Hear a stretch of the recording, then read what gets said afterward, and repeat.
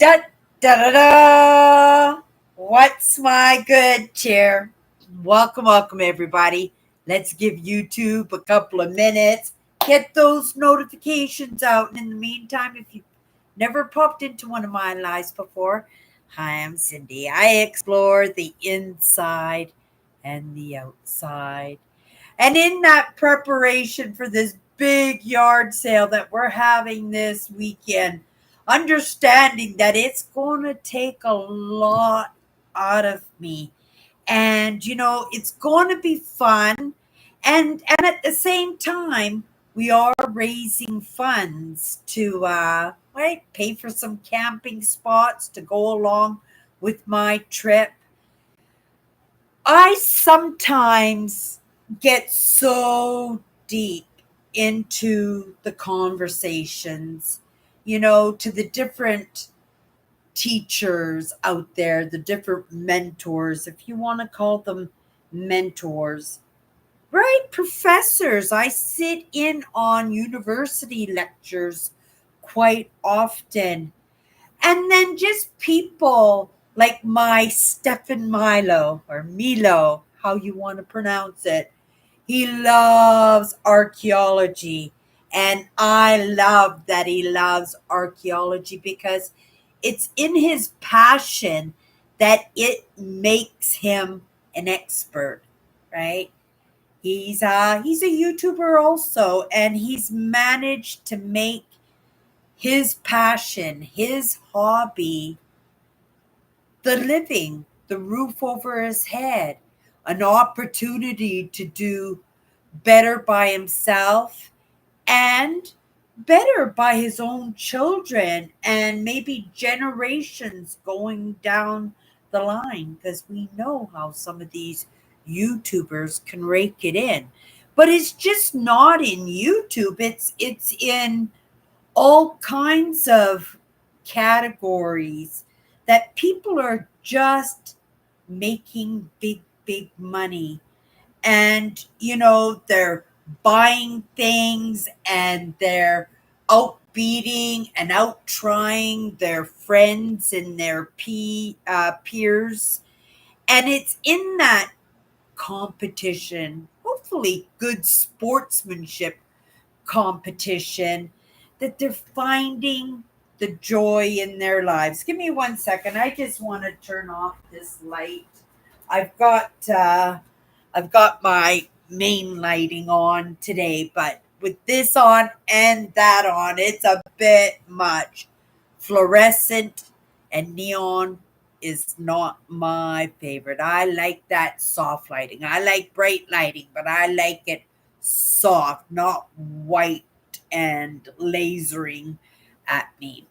Okay, so just getting back into that conversation, I was appreciating that I can delve deep sometimes into a lesson, into a conversation, and I can make myself a little bit punch drunk in that. And, I'm grateful for a few lessons along my belt, that I can recognize when I become a little bit punch drunk, because I tend to have to go into other things. So, like today, I found myself a couple of times going into the Ontario Parks and Reservation Services, and right, just drawing myself away from heavy thoughts, heavy topics, right? Heavy news breaks, right? Heavy conversations. And just and it's not preoccupying myself from my own issues, but it is actually kind of moving in those and seeing how I can lighten things off my plate. Like this garage sale this weekend, where it's going to check off some camping spots for my trip. How amazing is it already that, without even a job putting a roof over my head, that I'm gifting myself anyway this magnificent trip that I put together every single year. And I've been doing this for decades now. And I believe it's in that small kindness. I love camping, I love being outdoors, but there's something deep and magical and healing. And I could say a whole bunch of hokey things, but there's something true in that connection to Mother Nature. And I think it's true for everybody, but everybody's got to find their own feeling when it comes to connecting with Mother Nature. For my father, he was a commercial fisherman, he loved the ocean. He loved the white water, like the Fraser River, going salmon fishing. That right? It almost killed him to do those jobs. Those were jobs having congenital heart failure that he shouldn't even have been thinking about, let it alone making it his life. But that's where his joy lay. That's what made life worth with living. It's what put the roof over his head. That's what put the roof over his kid's head, myself, right? It allowed for all those adventures when we were kids, right? Some good adventures, some bad adventures, but I can tell you I probably adventured more than most kids growing up. And having the opportunity to course correct, probably not doing a very good job of it, but getting to do it often, sometimes once or twice a year. That's how many different schools I went to growing up. And to have an opportunity to say, okay, I didn't quite get it right this way.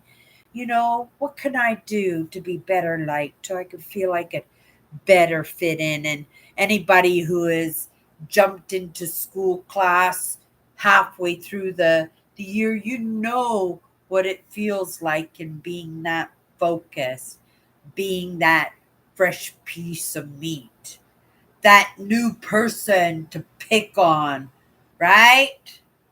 And you know, I did live that way. And it is in a very people pleasing way, because you are creating somebody that possibly you're not each time. For me, going into each school, right? Uh, I have always been pretty genuine, good or bad. I grew up very young learning the lesson of despite, right? Not spite, but despite. Despite what you think. Despite if you think I can. Despite if you like me. Despite if you don't. Right? Right? I am going to live the best life for myself as I possibly can. And that was true. I said that to myself very often. I butted heads within my own family. I butted heads in school. I didn't get the opportunity quite often to butt heads with friends, because any few friends that I had, remember, I was people pleasing. I was creating myself into somebody who might be a little bit acceptable. I kind of accepted my state, accepted my fate within my own family. So there was no point in pretending to be somebody that I wasn't, because I lived in a household full of empaths and narcissists and borderlines and right, and you couldn't hide anything. It was a household full of chaos, confusion, heartbreak, fear, adventure, beautiful landscapes, great ideas, right? And education a little bit different than what the schools offered, and that's a truth too. So I'm going to pull it back into main, the main branch a little bit because I go down side branches. You hang out with me quite often. We'll start on a topic and then I start going down side branches, however I'm feeling it, right? And then it gets to a point where I've kind of lost track of where I was at. So then I just have to pull it right back into the main branch of the tree. So the main branch of the tree tonight was, you know, understanding when we take in too much of the world, too much of our surroundings, too much of a good thing, too much of one person, too much of a habit, right? That it just doubles up, triples up, quadruples. It just keeps doubling constantly until it's something that almost seems too hard to overcome. For most of those coping mechanisms, that's what I call them because, that's how I coped with my childhood. Those those questions and those fears and those, right, that people pleasing that I did, that you know I often spent a lot of time in here, right? Because I didn't have a lot going on out there except for what I was paying attention to in being a student and in being a spectator. And again, those things help me out so much and help me out even right now so much. And, maybe I would have preferred not to have those lessons, right? Sometimes people say it's, what you don't know don't hurt you. But in this day and age that we live in, I don't think that could even possibly be a truth, right? Because most of us are locked in, like today, super punch drunk, right? Stayed in the content quite a bit. My projects in the house slowing down. My house is getting a little bit more organized, a little bit more calming for my system because that chaos of too much was too much. And I feel just in the lightening of the load and getting it out of the house. I don't want we're having a garage sale.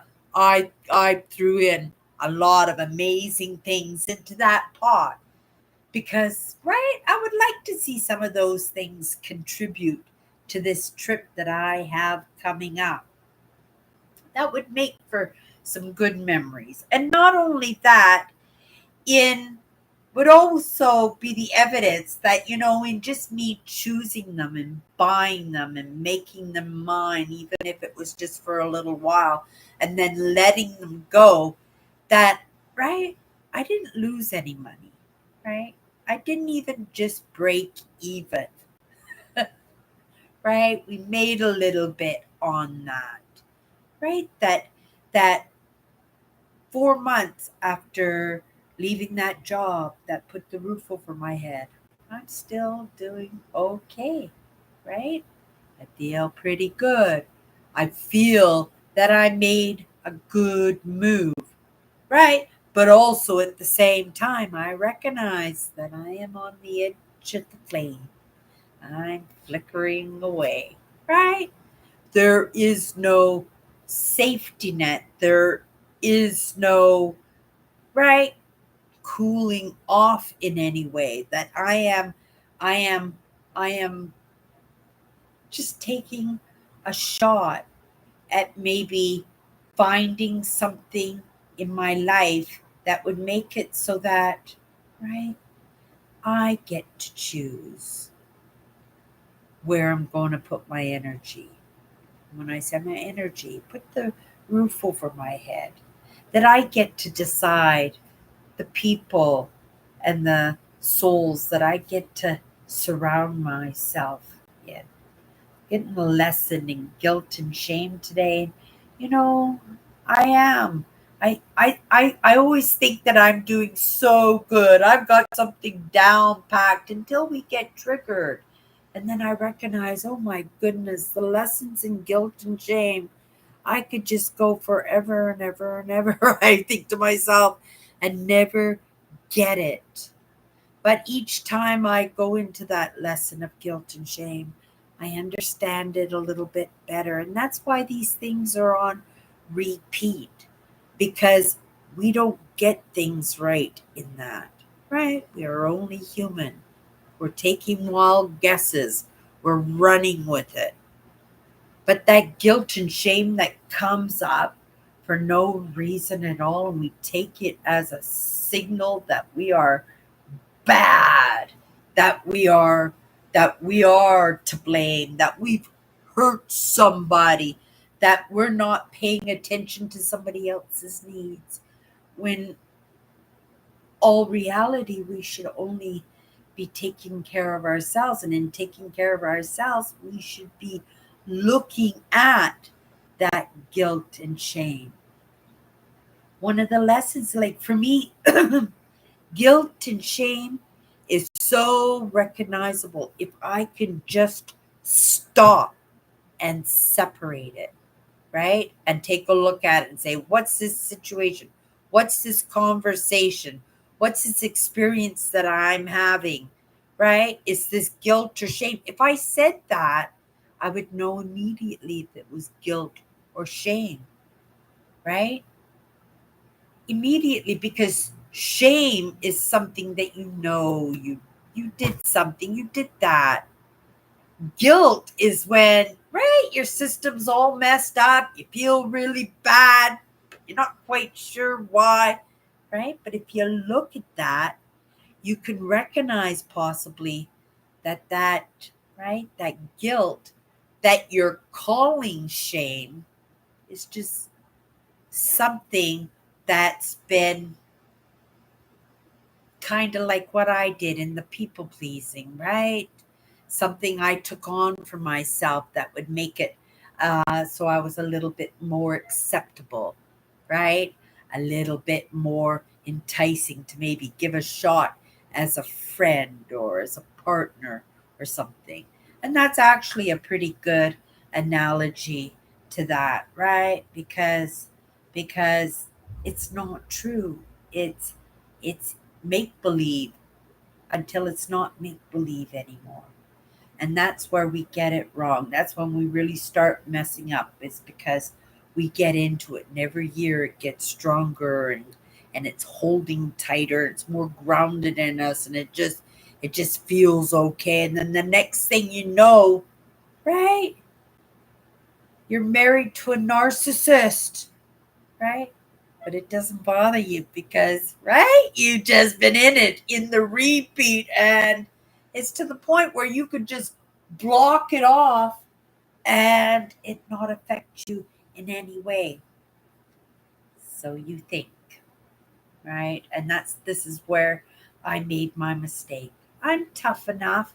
I can take that. Oh, that's just so and so. That's just the way they are. Don't worry about it. Just brush it off as nothing. But it's everything in truth, right? Because, sure, Cindy can take it. Cindy could just say, "Oh, right." But what about those other parts of me, right? Because as much as I feel I'm not affected by that, right? I am, because I am an amalgamation and an assimilation and in partnership with myself. So whatever I do to myself, I do to those other parts of me. And I believe in majority rules, right? I shouldn't be. I can take it. I shouldn't be doing that. I would just like, okay, where's the closest exit? Right? Oh, don't want my company? Okay, right? And off I go in that. But that's not always the way it works. And again, if I can just stop and recognize that I'm doing that, I'll recognize it immediately, right? Because I know when I'm treating myself well and when I'm not treating myself well. And as much as I can feel guilt and shame in respect to something outside of myself, meaning feeling guilt and shame for somebody else's mistakes or somebody else's way of thinking or hurting somebody's feelings or feeling responsible for somebody else's feelings all the time. And I have to remember that's guilt. That's not shame because I am not responsible for anybody else's feelings. We are all responsible for our own feelings. But you know what? How amazing that we still have feelings because, right, we're moving into a world of AI intelligence. And as much as there's kindness, possibly understanding, courtesy, and etiquette, right? There isn't really truly feelings. That's a gift, right? And that's a gift that should be taken care of as far as I'm concerned, right? Right? I'm not out there. I'm not killing my ego. That's not my thing, and I'm sorry, right? But that's okay because if you feel that's what needs to be done, those answers probably won't be as strong hanging out with me because I'm creating the best human being I possibly can, right? It starts with one, right? And hopefully you're the second, the third, the fourth, the fifth, the hundredth, the thousands, the millionth. Wouldn't that be amazing? But it's just not one idea. It's that amalgamation and that assimilation. And I only understand that I can't help anybody else until I can help myself. And in understanding the difference between guilt and shame, I think that's a good start. So if that lesson needs to be on repeat again, so be it. I'm just as much a student as I am a spectator, right? And I'm just as much a teacher also as I am a student. And that's a truth too, right? And I have to be careful when I'm feeling bad, right? If I'm feeling punch drunk, right? Okay, Cindy, go for a walk.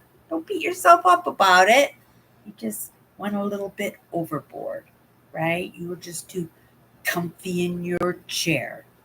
Now go burn some calories.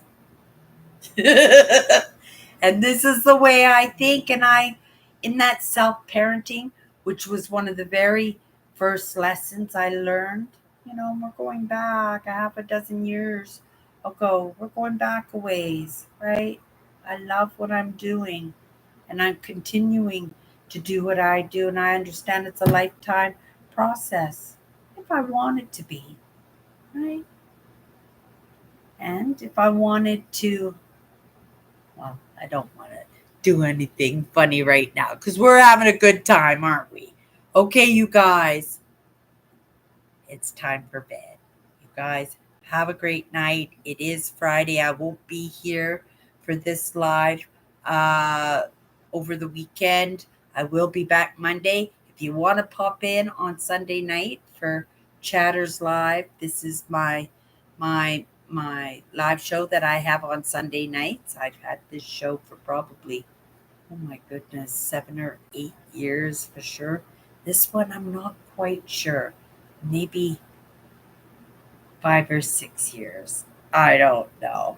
It would be interesting to go back and do a little bit research, but it always seems like I'm a little bit busy doing something that I think is more of a priority than I think. Okay, you guys, have a great night.